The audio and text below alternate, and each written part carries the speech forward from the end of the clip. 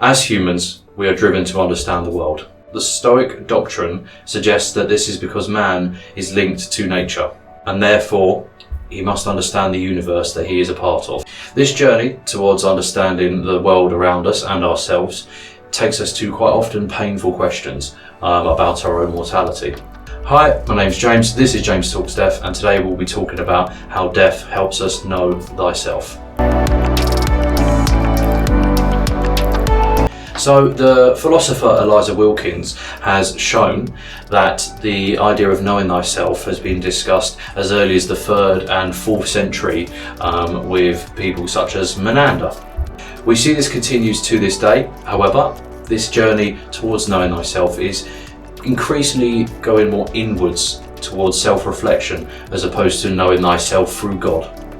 This change away from the supernatural to our own self-conscious and the ideas of discussing death has made philosophers like Pascal debate whether blissful ignorance about our mortality is the way to go, or whether or not we do need to consider our own mortality to be able to know thyself. As Pascal suggests in his quote, "All men are happier not to think about death, wretchedness, and ignorance."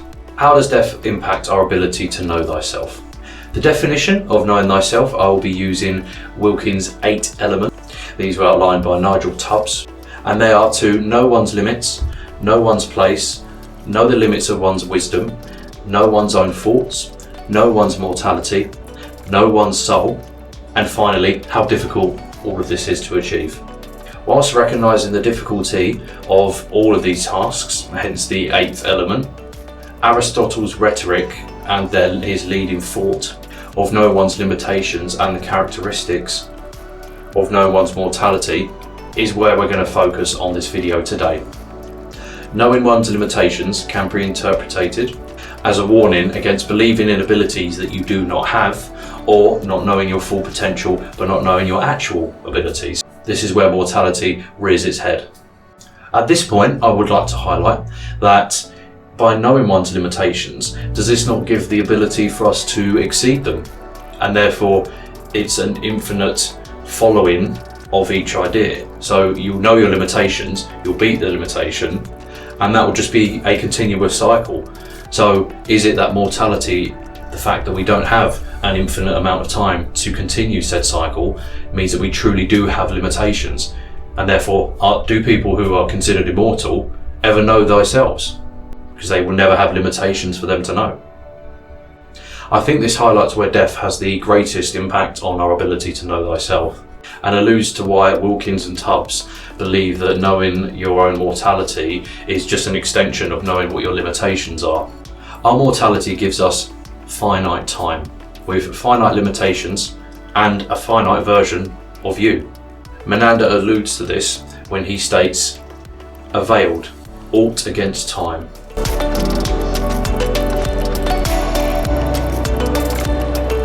I believe that George Hegel provides the strongest evidence in support of this part of the argument in his works titled The Phenomenology of Spirits, where he explains that when our self-conscious mutually recognises the self-conscious in other beings, we experience death because we realise that when our self-conscious ends, some other self-consciousness will continue.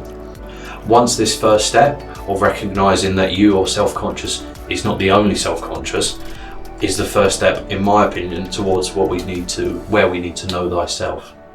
So you would only really agree with this, with myself and Hegel here, if you do believe that you do have the limit of your self-conscious not existing beyond your death.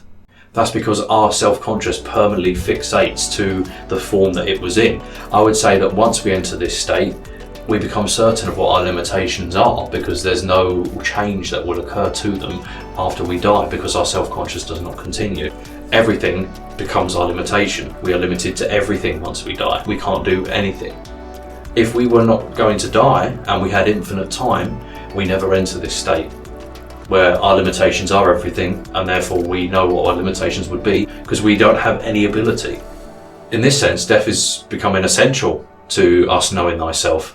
And this is something that all people will experience. So therefore, again, highlights the importance of death in knowing thyself. If you consider this, you would think that death becomes not only important but an essential part in everyone knowing thyself.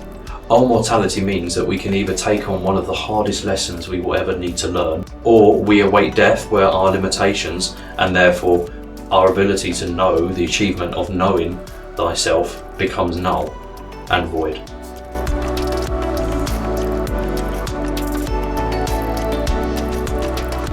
This again introduces a new predicament, and that if this self-knowledge of knowing thyself is so difficult, then how can a man know themselves?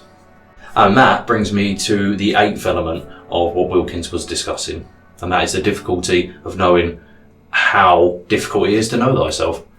Wilkins highlights through ancient Greek and ancient Latin literature how this discussion of how difficult the task of knowing thyself is, with in regards to Heracles, that it's been difficult for a long period of time and no one's got the answer yet. And a lot of these ancient texts say that knowing thyself is actually something that's only equitable to a supernatural power or God. And the idea that this is only achievable by God just highlights how difficult it is considered to be to do this task. For example, Cicero himself writes, "For he who knows himself must in the first place be conscious that he is inspired by divine principle." So not only have we shown how difficult it is to know thyself in the fact that you may actually need to die just to know where your limitations are, or know that you are going to die to be able to understand your limitations as best you can, but it's something that may only be achievable by someone who doesn't die, which is God. Again, I do just want to highlight this does depend on what your religious beliefs are. If you were like Socrates and believed in the eternity of the soul and that the soul leaves your body following your death, then this argument's going to become null and void itself, because there is no limit to your soul, because you have infinite time, and therefore maybe, like God, knowing yourself, that being knowing your limitations, goes, because you have no limitations if you are an eternal being.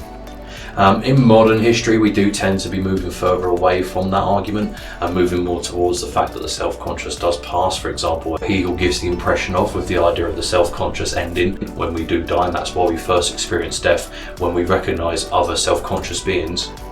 This is not seen anywhere more abruptly than with Nietzsche's "God is dead" quote, which goes, "God is dead, God remains dead, and we have killed him." And the belief in the Christian God has become unbelievable. So this means knowing thyself has changed a lot in the most recent modern part of history.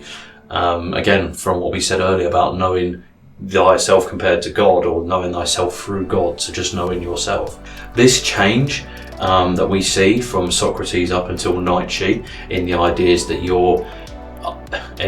knowing yourself and death's part in it. For example, Socrates believed in the soul carrying on, meaning that death does not play an essential part because your self-conscious does not die, to what Nietzsche argues, where your self-conscious will die after you pass.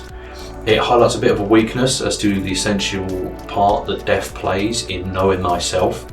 It shows our mortality has not always been such a key element as it is right now in knowing your limitations and therefore knowing thyself. I mean, every day humans are fighting it harder and harder against mortality through modern medicine and technology, and maybe one day our mortality is no longer a factor. If and when that day comes, it will no longer be essential in knowing thyself. But I would still argue that as of now, we would need to contemplate the fact that we are mortal, we have limited time. And it goes back to my first ever video of why would you discuss death? And that is because you have two lives, and the second one begins when you realise you've only got one. As we live in this era dominated by thinkers such as Hegel and Nietzsche, death is still an essential part in knowing thyself. So it's a difficult task, it's horrendously painful at times to consider your own mortality, but if you want to know who you are as a person, and you believe in Wilkins' 8 essential elements, you need to consider it. Otherwise you will never truly know thyself, even if knowing thyself is even possible. So again, it takes us back to the argument, is ignorance bliss? Do we just accept that we will never know who we are truly, fully?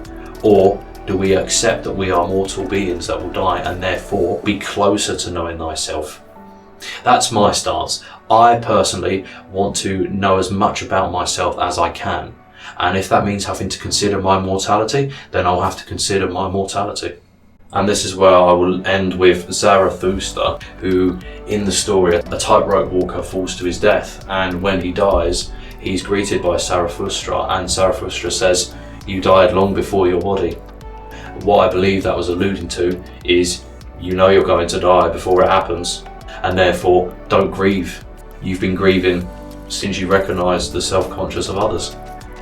All in all, I would still say that death's role in knowing thyself, it still varies from high importance to an essential part of knowing thyself, regardless of your religious beliefs. We must decide whether we need to pursue the path of exploring our mortality to know thyself, or enjoy life of blissful ignorance, and even knowing that when we die, that's when we're going to truly know our limitations and therefore know thyself. Although at this point you would have no care nor any understanding of your achievement. I will personally enjoy this challenge with discussion with those who are close to me, and also by doing videos such as this. So with that, I hope I've given you something to contemplate and hopefully convinced you that knowing about your own mortality is essential to knowing about you and knowing who you are as a mortal being. If that's the case, then please do like the video, and then I can know that other people have been interested in this topic and want to see it discussed further. You can do that even to greater extents if you subscribe, because this is what my channel will be predominantly about, as James Talks Death.